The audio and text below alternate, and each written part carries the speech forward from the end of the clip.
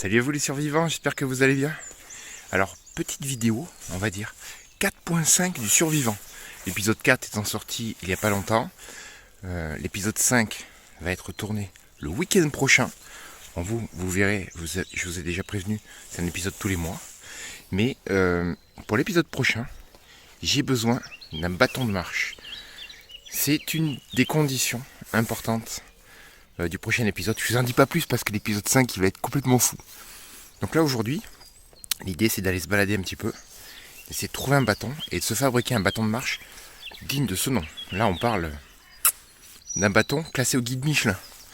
Donc je me mets en route et je vous retrouve tout de suite dès qu'on a trouvé quelque chose de sympa.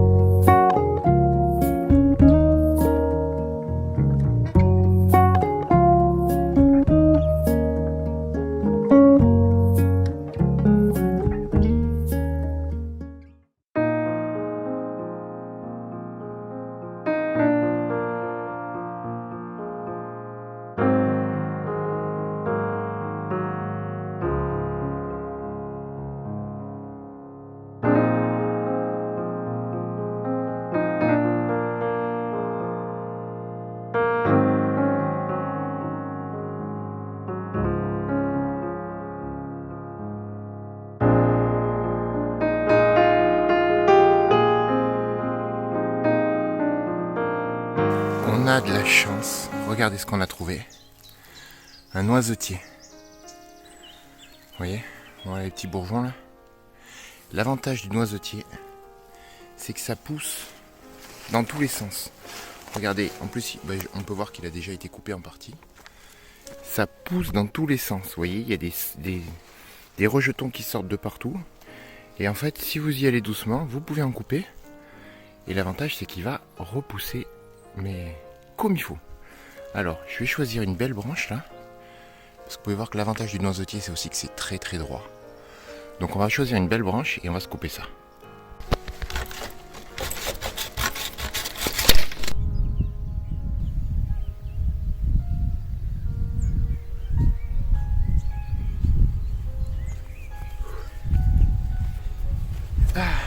Nous voilà arrivés à mon lieu de prédilection. Mon banc favori. En fait, je vais vous montrer, mais juste là. Et alors j'ai quelques arbres qui cachent un peu la vue. Mais bon, les arbres on aime ça. Mais j'ai surtout les montagnes iséroises qui sont juste devant moi. Le Vercors et compagnie. Et donc je vais m'installer là. Maintenant qu'on a notre branche de noisetier. Et je vais tailler mon bâton pour en faire un truc tip top. Allez, on attaque tout de suite.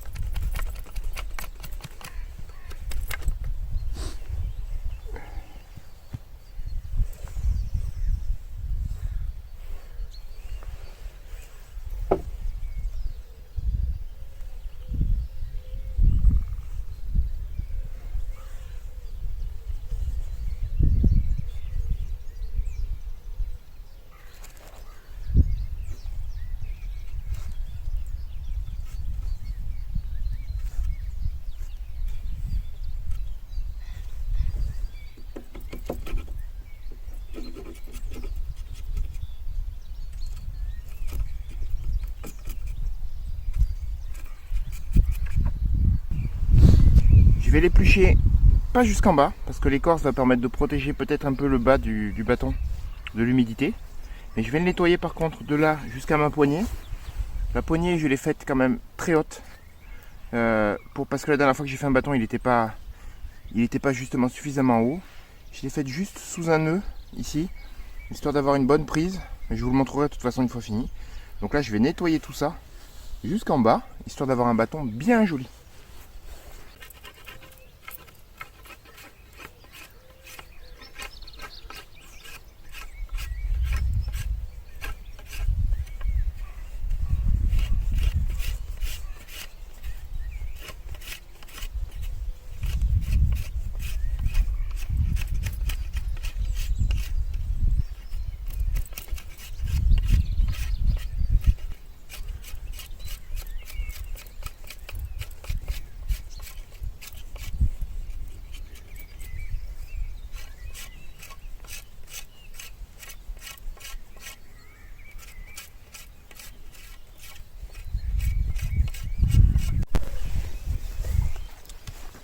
Voilà le bâton. Alors j'ai laissé un petit nœud ici, histoire d'avoir une bonne prise en main quand je l'ai. Comme ça, vous voyez, j'ai mon pouce qui vient se caler dessus. Et comme ça, j'ai une bonne prise en main. On a le bâton qui est nettoyé jusqu'en bas, sauf, comme je vous l'ai dit tout à l'heure, la partie du bas que j'ai laissée avec l'écorce, en me disant que ça va peut-être protéger le bois si je passe mon temps à le poser dans de la terre boueuse, dans des herbes mouillées, si je dois traverser une rivière ou n'importe quoi. Bon ben voilà, le bâton est terminé.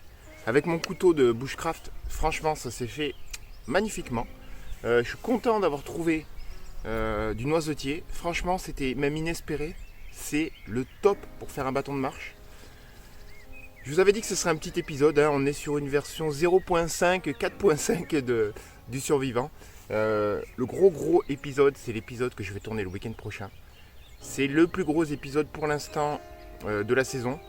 Et vous allez voir que ça va être super cool. J'espère que je vais arriver à vous en faire un épisode aux petits oignons. Et vous allez voir que là, on va passer dans une autre sphère. Vous n'êtes pas prêts à ça. En tout cas, j'espère que ce petit épisode vous aura plu. C'était un petit épisode bushcraft justement, où on se fabrique nous-mêmes notre bâton. Et je vous dis à la prochaine.